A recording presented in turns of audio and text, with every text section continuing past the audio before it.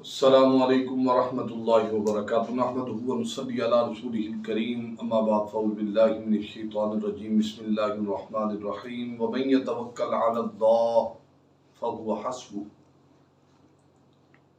صدق اللہ العظیم ان اللہ وملائکتہ یصلون علی النبی یا ایھا الذین آمنوا صلوا علیہ وسلموا تسلیما اللہم صل علی سیدنا ومولانا محمد وعلی آل سیدنا ومولانا محمد مبارک وسلم۔ حضرات محترم، امید ہے آپ خیریت سے ہوں گے۔ آج کے اس پروگرام میں، اس پیغام میں آپ کو قرآن پاک کی ایک آیت مقدسہ کا کچھ حصہ آپ کے سامنے سورۃ طلاق کا میں نے پیش کیا ہے۔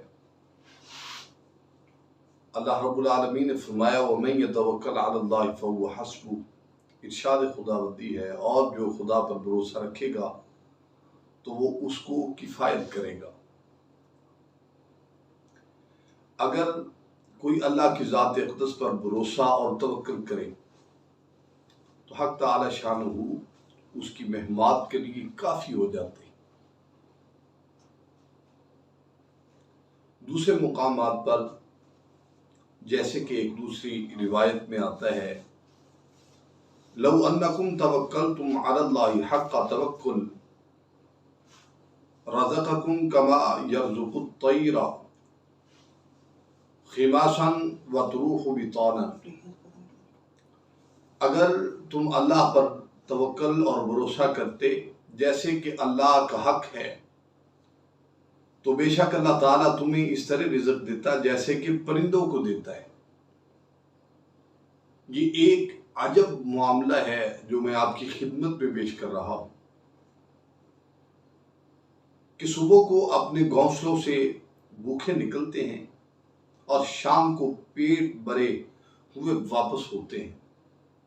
اسی طرح حضرت عبداللہ بن عباس رضی اللہ تعالی عنہما کی روایت میں آتا ہے کہ آپ صلی اللہ علیہ وآلہ وسلم نے فرمایا میری امت میں سے 70,000 آدمی بے حساب کتاب جنت میں داخل ہوں گے۔ ان کے اوصاف میں سے ایک یہ بھی ہے کہ اللہ پر توکل کرتے ہوں گے۔ لہذا آپ اس بات پر غور و فکر کر لیں کہ اللہ پر توکل کیسے کرنا ہے، اور یہ عمل بھی ہے۔ آپ نے صبح اور شام کو صرف ایک تسبیحات روزانہ آپ نے اس کو معمول بنا لینا ہے، اور آپ نے اول آخر اس کو درود پاک کے ساتھ آپ نے ملا کر پڑھنا ہے۔ جب درود پاک پڑھ لیں گے 3 مرتبہ، 7 مرتبہ، 11 مرتبہ، 5 مرتبہ، جتنا بھی آپ پڑھنا چاہتے ہیں درود پاک پڑھ لیں، اور ایک تسبیحات آپ پڑھیں وَمَن يَتَوَكَّلْ عَلَى اللَّهِ فَهُوَ حَسْبُهُ۔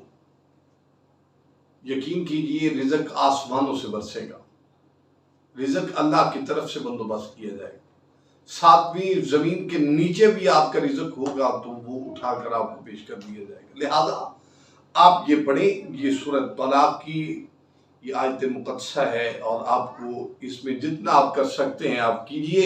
امید ہے آپ کو یہ عمل اچھا لگا ہوگا، اور حدیث کے ساتھ یہ روشنی آپ کو میں نے پیش کر دی ہے۔ السلام علیکم ورحمۃ اللہ تعالی وبرکاتہ۔